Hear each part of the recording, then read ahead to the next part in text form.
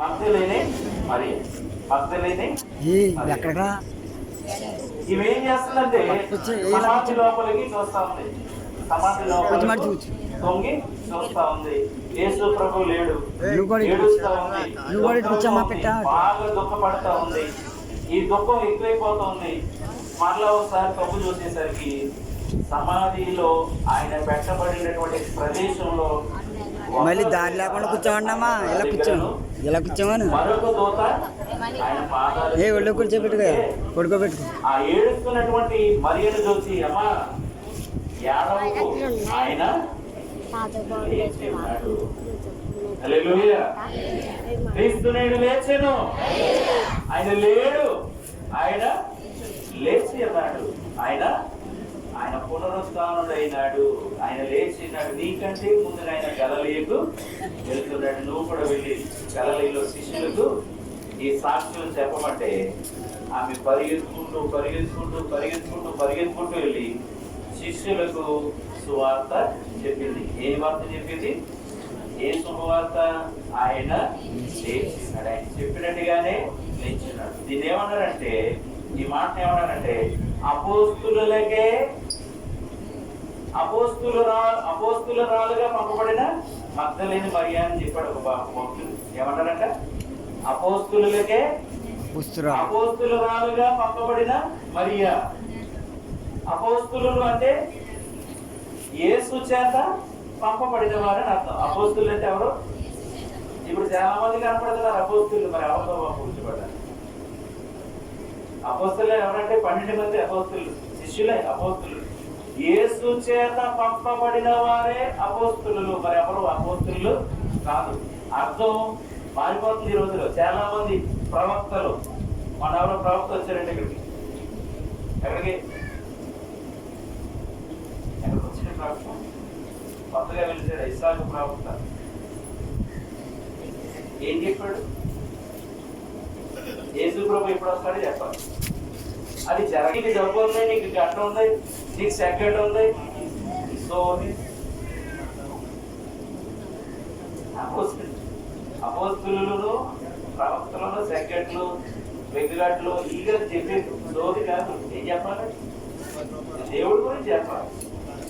ప్రవచనం అంటే దేవుడి దగ్గర నుంచి వాక్యం చెప్పాలి.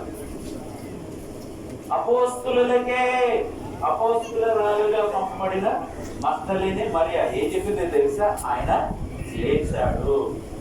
సమాధి దగ్గర నుంచి పరిగెత్తుకుంటా వచ్చి సువర్తమానము, విజయ గీతము, విజయ కేతనము ప్రకటించగలిగింది మగ్దలేని మరియా. అందుకు సమాధి దగ్గరికి వెళ్తాం. కొవ్వొత్తులు వెలిగించేసుకుని ఆ కొవ్వొత్తులు కరిగిపోయి ఆరిపోయి రాలిపోయేంతవరకు అక్కడే కూర్చుని కథవరికి సమాధుల దగ్గర నుంచి మరి ఏముంది అక్కడ. నేను మామూలుగా వెళ్తాకే చాలా చిరపడుతున్నాడు. అంత ఏంటంటారు, అంత దుర్వాసన దుశ్చర్య అక్కడ జరిగినంత. ఈ కాలకృత్యాలు తీసుకునే వాళ్ళందరూ ఏ మనుషులో అర్థమవుతుంది కదా, మనుషులో కదా అర్థం. సమాధితో అట్లా పరిశుద్ధంగా చక్కగా శుభ్రంగా నీట్గా ఎంత చక్కగా ఉండదు. ఏముంది సమాధుల దగ్గర? క్రీస్తు తిరిగి లేచినటువంటి శుభ సమాచారం ఉంది. ఏముంది సమాధి దగ్గర? ఆయన సమాధిని గెలిచి లేచిన సువర్తమానము ఉంది సమాధి దగ్గర. అది అక్కడి నుంచి పరిగెత్తుకుని వచ్చి మన ఊర్లో ప్రకటించగలిగేదే ఈ సువర్తమానం. మగ్దలేని మరి అదే చేసింది. అపోస్తులు అందరూ పారిపోయారు ముందు. మరలా ప్రభు పంపించాడు అనుకోండి, అది వేరే విషయం. అపోస్తులరాలుగా పనిచేసినటువంటి మరియా నేటికి ఇప్పుడు కీర్తించబడుతుంది, కొనియాడబడుతుంది. రేపు వచ్చే ఆదివారం కానీ తర్వాత ఆదివారం కానీ స్త్రీల ఆదివారాలు చేసుకుని ఆ మగ్దలేని మరియను ఒకసారి జ్ఞాపకం చేసుకుని ఆమె చేసినటువంటి పరిచర్యలో మేము కూడా పాలిభాగస్తురాలని సువార్త ప్రకటించడానికి ఇచ్చే అవకాశం, అలాంటి అవకాశమే బహుశా. మాకు గొప్ప భాగ్యాన్ని, గొప్ప అవకాశాన్ని మనం కల్పించుకోవాలి. సమాధుల దగ్గర ఆగిపోవాలి.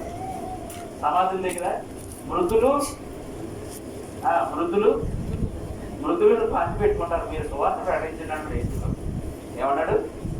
మృతులను పాతి పెట్టుకుంటారు, మీరు యేసు ప్రభు గురించి ప్రకటించి నన్ను వెంబడించాలని చెప్పాడు.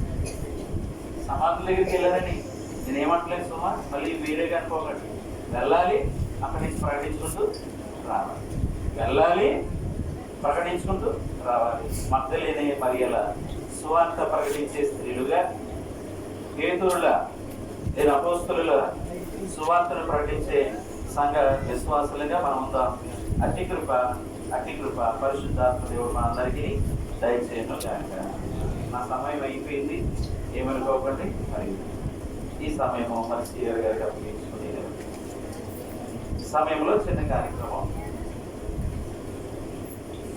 మన ప్రియులు సంఘ వాస్తవ్యులు గోట్ల